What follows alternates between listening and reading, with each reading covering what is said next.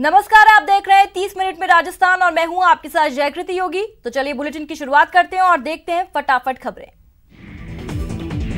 राजस्थान में कोरोना मरीजों की संख्या 9100 हो गई है। पिछले 24 घंटे में 269 नए कोरोना पॉजिटिव केस सामने आए। अब तक 199 लोगों की मौत हुई, जबकि इलाज के बाद 5500 से ज्यादा लोगों को डिस्चार्ज किया गया। राजधानी में पॉजिटिव का आंकड़ा 2000 के पार पहुंच गया। 24 घंटे में 36 नए केस सामने आए। कुल मरीजों की संख्या 2027 हो गई, जबकि अब तक 94 लोगों ने इस जानलेवा वायरस के शिकार हुए। दौसा में कोरोना के 2 नए मरीज मिले। दोनों मरीज बसपा तहसील इलाके के रहने वाले हैं। जानकारी के बाद चिकित्सा विभाग की टीम मौके पर पहुंची। कोरोना पॉजिटिव मरीजों के संपर्क में आए लोगों के सैंपल कलेक्ट किए गए। दौसा में अब कोरोना पॉजिटिव मरीजों की कुल संख्या 52 हो चुकी है। कोटा में कोरोना से एक और मरीज की जान चली गई। 65 साल के शख्स ने एमबीएस के आइसोलेशन वार्ड में इलाज के दौरान दम तोड़ दिया। रिपोर्ट में मृतक पॉजिटिव पाया गया। सवाईमाधोपुर के वजीरपुर कस्बे का युवक गुड़गांव में कोरोना पॉजिटिव पाया गया, जिससे सवाईमाधोपुर चिकित्सा महकमे में भी हड़कंप मच गया। उदयपुर के अलग अलग तहसील इलाकों में पॉजिटिव आए लोगों का सैंपल लिया जा रहा है। आदिवासी बाहुल्य इलाके कोटड़ा में भी करीब 3 घंटे सैंपल लेने का दौर चला। करौली में मुंबई से लौटे प्रवासी के कोरोना पॉजिटिव पाए जाने के बाद प्रशासन हरकत में आ गया, जिसके बाद अधिकारियों ने मजदूरों को लेकर अधिक सावधानी बरतने के निर्देश दिए। कोटा में कोरोना की जांच का दायरा बढ़ने लगा है। जांच के लिए 1388 मरीजों के सैंपल लिए गए। 11 नए कोरोना पॉजिटिव मिलने के साथ ही आंकड़ा 476 तक पहुंच गया।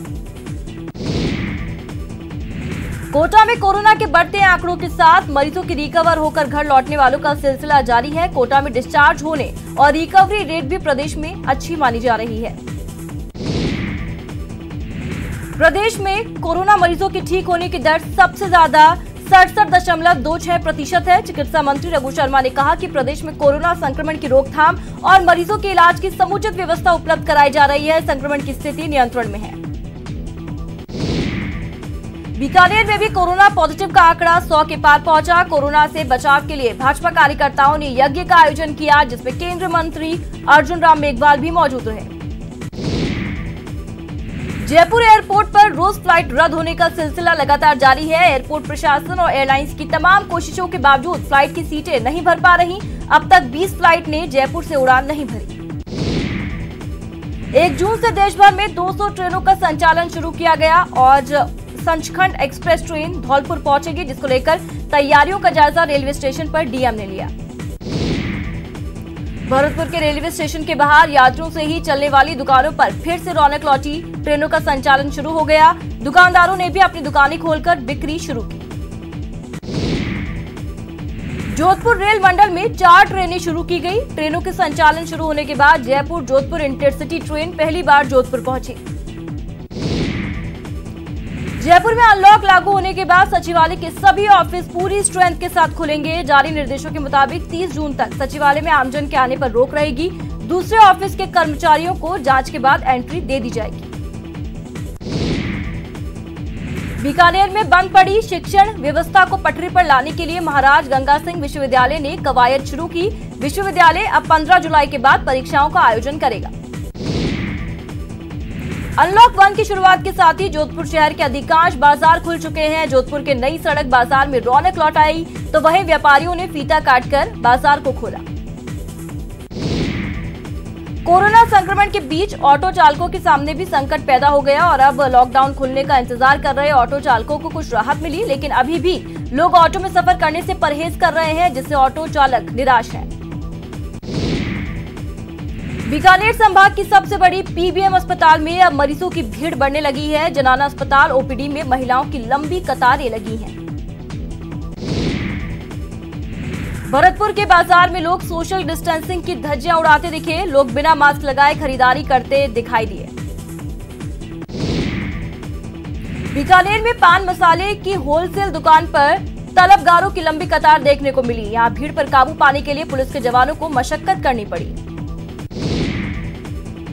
अनलॉक 1 के तहत सरकार द्वारा दी गई रियायत के बाद कोटा के बाजार भी गुलजार हो गए। लंबे फर्नीचर मार्केट, गुमानपुरा के कपड़ों का मार्केट के साथ शहर के तमाम बाजार सोशल डिस्टेंसिंग की पालना के साथ दुकानदारों ने खोल दिए।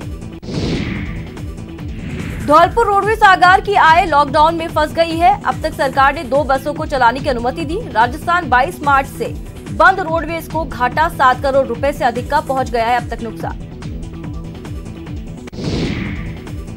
भरतपुर में कोरोना के मरीजों का आंकड़ा करीब 300 तक पहुंच गया है। शहर में सब्जी मंडी से वायरस का प्रकोप बढ़ने की वजह से कलेक्टर ने सब्जी मंडियों को बंद रखने के निर्देश दिए।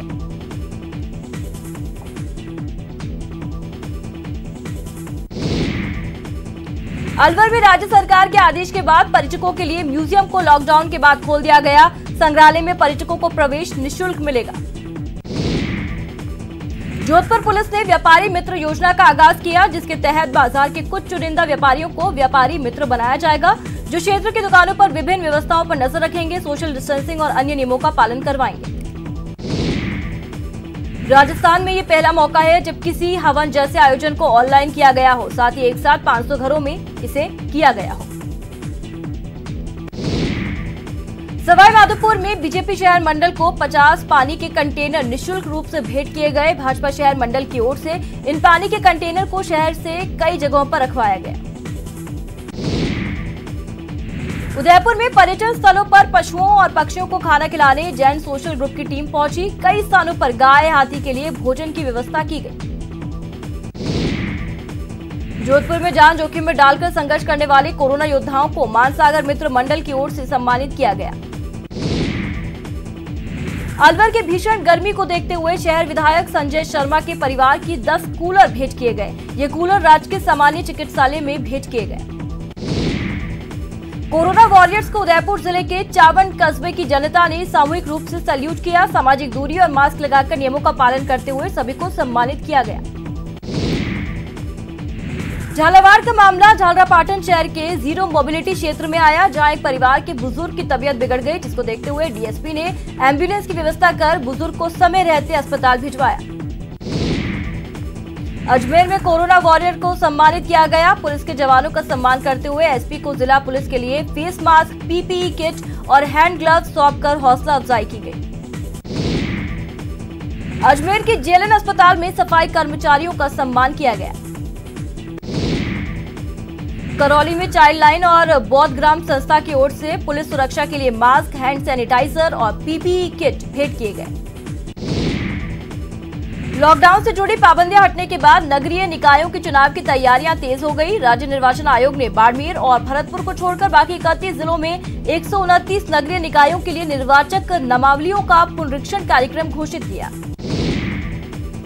मोदी सरकार के दूसरे कार्यकाल के 1 साल पूरे होने पर बीजेपी प्रदेश अध्यक्ष पूनिया ने कहा कि मोदी सरकार के कामों को आमजन तक ले जाया जाएगा। प्रदेश के 25 लाख घरों में पत्रक बांटे जाएंगे। इसके साथ ही पार्टी की ओर से 6 तरह के आयोजन भी होंगे। पाली के बाली विधायक पुष्पेंद्र सिंह राणावत पूर्व मुख्यमंत्री वसुंधरा राजे के बचाव में आए। उन्होंने कहा, सांसद दुष्यंत सिंह और सांसद जसकौर मीणा के खिलाफ सोशल मीडिया के आधार पर बनाई गई खबर को निराधार बताया। उन्होंने कहा कि वसुंधरा राजे लॉकडाउन के दौरान नियमों का पालन करते हुए लगातार कार्यकर्ताओं और पार्टी पदाधिकारियों के संपर्क में रही हैं। पर्यटन एवं देवस्थान विभाग के मंत्री विश्वेंद्र सिंह ने भरतपुर के आराध्य देव श्री बांके बिहारी और श्री गंगा महारानी के दर्शन कर देश और प्रदेश में सुख शांति की कामना की। बीकानेर में राम रसोड़े का समापन कार्यक्रम रखा गया, जिसमें केंद्रीय मंत्री अर्जुन राम मेघवाल पहुंचे। केंद्रीय मंत्री अर्जुन राम मेघवाल ने राम रसोड़े का जायजा लिया और इसे एक जनमानस के लिए अच्छी पहल बताई। दौसा के लालसोट पंचायत समिति सभागार में उद्योग मंत्री प्रसादी लाल मीणा ने समीक्षा बैठक की। बैठक में पट्टी किशोरपुरा के ग्रामीणों ने स्कूल भवन पर कर रखे कब्जे को लेकर उद्योग मंत्री को ज्ञापन सौंपा। राज्य सरकार ने राजगढ़ थाने की सीआई विष्णुदत्त बिश्नोई सुसाइड मामले की जांच सीबीआई को सौंपने की तैयारी कर ली है। सीएम गहलोत ने सीबीआई सहित किसी भी स्वतंत्र एजेंसी से जांच कराने की सैद्धांतिक सहमति दे दी है। दौसा के सैंथल थाने में हेड कांस्टेबल गिरिराज द्वारा आत्महत्या किए जाने का मामला अब तूल पकड़ता जा रहा है। कलेक्ट्रेट में कई सामाजिक संगठन पहुंचे और जिला कलेक्टर को मुख्यमंत्री के नाम ज्ञापन सौंपा गया।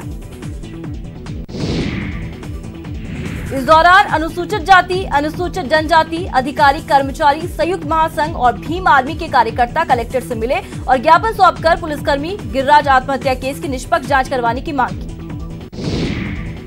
सवाईमाधोपुर के पुलिस लाइन में महिला कांस्टेबल ने आत्महत्या की कोशिश की। जानकारी के बाद माउंट टाउन थाना पुलिस मौके पर पहुंची। पुलिस ने महिला कांस्टेबल को गंभीर हालत में अस्पताल में भर्ती करवाया। झुंझुनू के लालगढ़ में तरबूज खराब निकलने की बात को लेकर फायरिंग की गई। मामले में शामिल खेतड़ी पुलिस ने 2 मुख्य आरोपियों को गिरफ्तार किया। सीकर के नांगल गांव में युवती को जलाकर मारने के मामले में आरोपी प्रेमी को गिरफ्तार कर लिया गया। आरोपी ने पूछताछ में मृतका सुनीता की बेवफाई को हत्या की वजह बताया। बाड़मेर पुलिस ने अवैध डोडा पोस्त के खिलाफ बड़ी कार्रवाई की। एक मिनी ट्रक से करीब 3 क्विंटल 10 किलो अवैध डोडा पोस्त बरामद किया और एक आरोपी को भी गिरफ्तार किया। अजमेर के कृष्णगंज इलाके में कुछ बदमाशों ने महिला और उसकी बेटी के साथ घर में घुसकर मारपीट की। पुलिस ने आरोपियों के खिलाफ मामला दर्ज कर जांच शुरू की। टोंक में कर्फ्यू की पालना के दौरान पुलिसकर्मियों पर हमले के आरोपियों को जमानत मिल गई। आरोपी ने थाने पर जेल में यातनाएं देने का आरोप लगाया। 12 आरोपियों ने एएसपी को परिवार सौंपा। अजमेर के कबाड़ी बाजार में बंद दुकान से चोरी का मामला सामने आया। चोर की तस्वीर भी सीसीटीवी कैमरे में कैद हुई, जिसके बाद दुकान मालिक ने कोतवाली थाने में मामला दर्ज करवाया। अलवर शहर के अरावली विहार थाना पुलिस ने ट्रैक्टर चोरी के आरोप में एक चोर को गिरफ्तार किया, तो वहीं गैंग के अन्य सदस्यों की तलाश जारी है। अलवर की किशनगढ़ पास प्राचीन मंदिर की मूर्तियां तोड़ने वाले आरोपी को गिरफ्तार कर लिया। आरोपी ने प्रेमिका के धोखे से आहत कर गुस्सा भगवान की मूर्तियों पर उतारा था। जोधपुर के सदर बाजार में काम करने के दौरान एक मजदूर अचानक जमीन पर गिर गया और उसकी मौत हो गई। सूचना पर चिकित्सा विभाग की टीम ने मजदूर के कोरोना से संबंधित सैंपल लिए। कोटा के सातलखेड़ी कस्बे में एक व्यक्ति ने फांसी का फंदा लगाकर आत्महत्या कर ली। सुकेत पुलिस ने मौके पर पहुंचकर शव को फंदे से नीचे उतारा और मोर्चरी में रखवाया। बांसवाड़ा में शहर के हाउसिंग बोर्ड क्षेत्र में संदिग्ध हालत में एक कमरे में नर्सिंग छात्र का शव मिला। पुलिस ने मौके पर पहुंचकर शव को कब्जे में लेकर जांच शुरू की। डूंगरपुर के जिला खेल अधिकारी जयंतीलाल ननोमा की सड़क हादसे में मौत हो गई। जयंतीलाल की मौत का समाचार मिलते ही खेल जगत से जुड़ी हस्तियों और खिलाड़ियों में शोक की लहर छा गई। टोंक में चोरू गांव की कंजर बस्ती के पास एक चलती वैन का स्टीयरिंग लॉक हो गया, जिससे वैन बेकाबू होकर पलट गई। वैन में सवार सभी 6 लोग उसमें फंस गए। पुलिस ने मौके पर पहुंचकर लोगों को बाहर निकाला। दौसा में NH 148 पर एक अज्ञात वाहन और बाइक में टक्कर हो गई। इस हादसे में बाइक चालक की मौत हो गई। एक महिला गंभीर रूप से घायल हो गई, जिसे दौसा अस्पताल से जयपुर रेफर किया गया। अलवर में आयुर्वेद और यूनानी नर्सिंग कर्मियों ने काली पट्टी बांधकर विरोध जताया। उन्होंने दिन रात ड्यूटी करने के बावजूद भी प्रताड़ित करने का आरोप लगाया।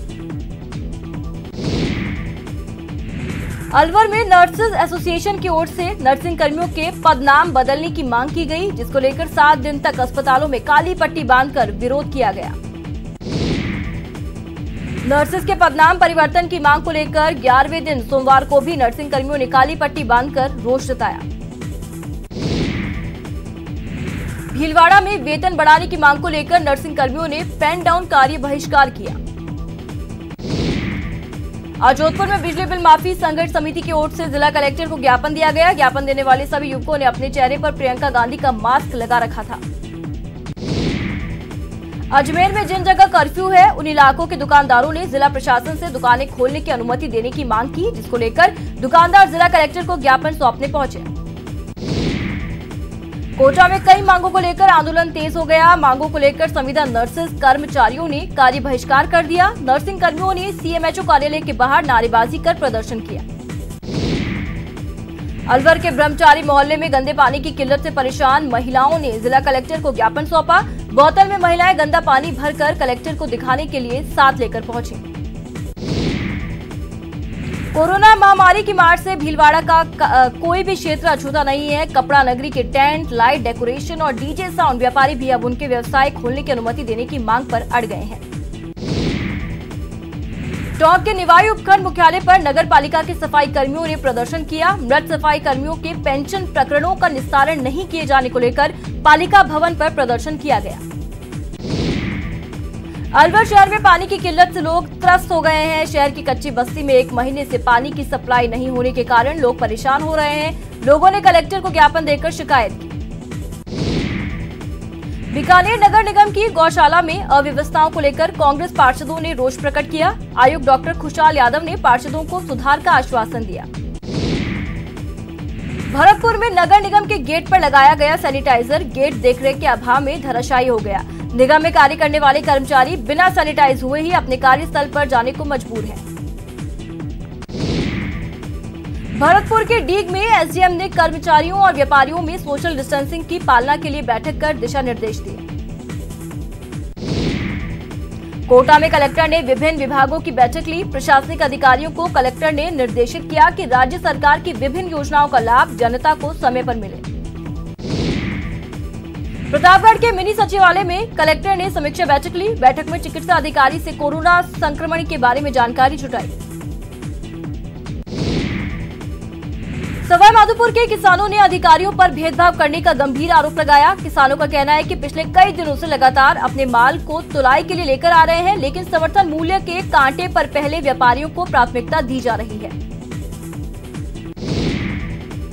सवाईमाधोपुर के गंगापुर सिटी में अमृत योजना के तहत पेयजल पहुंचाने का कार्य जोरों शोरों से चल रहा है। गंगापुर सिटी कस्बे में अमृत योजना के तहत गड्ढे में पाइपलाइन डालने का कार्य युद्ध स्तर पर जारी है। अजमेर के रेलवे क्वार्टर पर एक 8 फीट लंबा दामन प्रजाति का सांप देखा गया, जिसको देखकर लोगों में हड़कंप मच गया। जिसके बाद स्नेक कैचर को बुलाया गया, जिसने सांप को मशक्कत के बाद पकड़ा।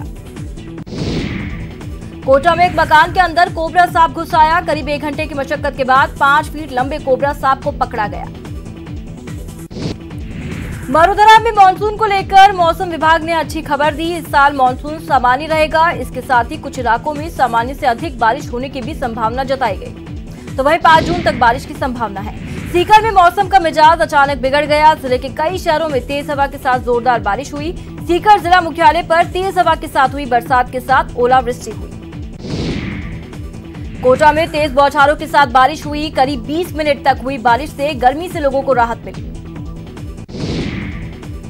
लेक सिटी में नौतपा के बीच 3 दिन कम तापमान हो गया, लेकिन अचानक तापमान बढ़कर 37 डिग्री हो गया। अजमेर में पश्चिम विक्षोभ के चलते प्री मानसून की बारिश ने शहर के नालों को ओवरफ्लो कर दिया। मानसून से पहले नालों की सफाई करने का दावा करने वाली नगर निगम की पोल खुल गई। भरतपुर में डीग के जल महलों में आंधी से काफी नुकसान हुआ। जल महल का छज्जा और पानी की टंकी गिरने से करीब 2 लाख रुपए के नुकसान का अनुमान जताया जा रहा है। सीकर में भी तेज हवाओं के साथ हुई बरसात से शहर के निचले इलाकों में पानी भर गया। तेज हवाओं के साथ तेज बरसात के कारण रेलवे स्टेशन करीब 4 फुट तक पानी भर गया, जिससे लोगों को काफी परेशानियों का सामना करना पड़ा। चूरू में करीब 2 घंटे तक तेज हवाओं के साथ बारिश हुई। बारिश के चलते पुरानी हवेली धराशायी हो गई, जिससे एक बुजुर्ग मलबे में दब गया। भरतपुर में गंगा दशहरा पर्व धार्मिक सद्भाव के साथ मनाया गया। कोरोना संक्रमण को लेकर मंदिरों को तो बंद रखा गया, श्रद्धालुओं ने घर में रहकर ही पूजा अर्चना की। गंगा माता का स्मरण कर कोरोना वायरस संक्रमण जैसी महामारी से निजात दिलाने की मांग की यहाँ पर दुआ की गई। शहर के प्रमुख चौराहों पर मिट्टी से बने कुंजा और पंखों की बिक्री के लिए दुकानें लगाई गई। लोगों ने श्रद्धा अनुसार खरीदारी कर जरूरतमंदों को दान किया। जम्मू कश्मीर के पुलवामा जिले में सुरक्षा बलों और आतंकवादियों के बीच मुठभेड़ हुई, जिसमें सुरक्षा बलों ने एक आतंकी को मार गिराया। वहीं इलाके में ऑपरेशन अभी जारी है। नौशेरा में 4 दिन से जारी ऑपरेशन में सुरक्षा बलों को बड़ी कामयाबी हाथ लगी। सेना ने 2 AK-47 समेत कई हथियार और गोला बारूद बरामद किए। सर्च ऑपरेशन जारी है। भारत के नाम से इंडिया हटाने की याचिका पर सुप्रीम कोर्ट में आज अहम सुनवाई होगी। एक देश एक नाम की मांग की जा रही है। LAC पर चीन के साथ चल रही तनातनी पर गृह मंत्री अमित शाह ने कहा कि LAC पर तनातनी के स्वभाव को कोई सार्वभौमिक राष्ट्र हल्के में ना ले।